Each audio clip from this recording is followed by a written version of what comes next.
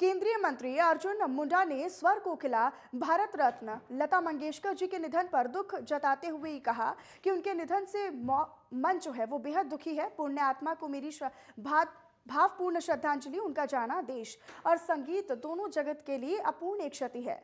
लता जी के निधन से भारत ने अपनी आवाज खो दी है। सुर कोकिला के नाम से तो उन्होंने जो प्रस्तुति दी है, उन्होंने जो गायन किया है, गायकी में जो उनका स्थान है वो तो अपने जगह है। एक संवेदना के प्रतिमूर्ति के रूप में उन्होंने हमेशा अपने को प्रस्तुत किया है और उसकी जो भावनाएं अभिव्यक्त की है। अभी कुछ दिन पहले जब प्रधानमंत्री की अध्यक्षता में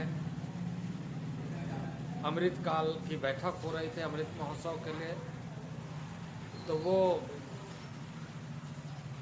जुड़ी थी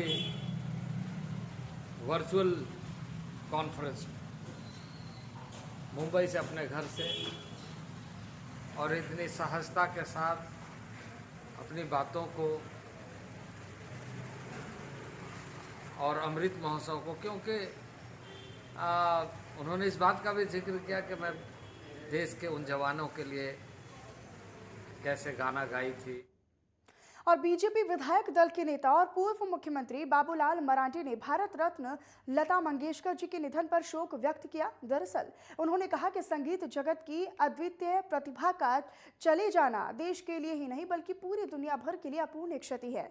उन्होंने कहा कि लता दीदी कला क्षितिज पर ध्रुव तारा की तरह सदैव आने वाली पीढ़ियों का मार्गदर्शन करती रहेंगी।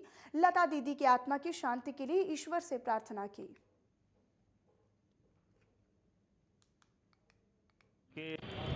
आज स्वर के जो कोकिला लता मंगेशकर जी इस धरती को छोड़ करके चले गए।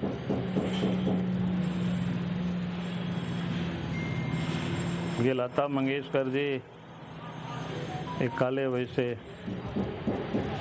आइकॉन थी, अब वो चले गए। अब उनके द्वारा जो रिक्त स्थान है उसको कभी भरा नहीं जा सकता है, उनकी यादें ही सिर्फ रह जाएगी। इसलिए परमात्मा से यही प्रार्थना करते हैं कि इस दुख की घड़ी में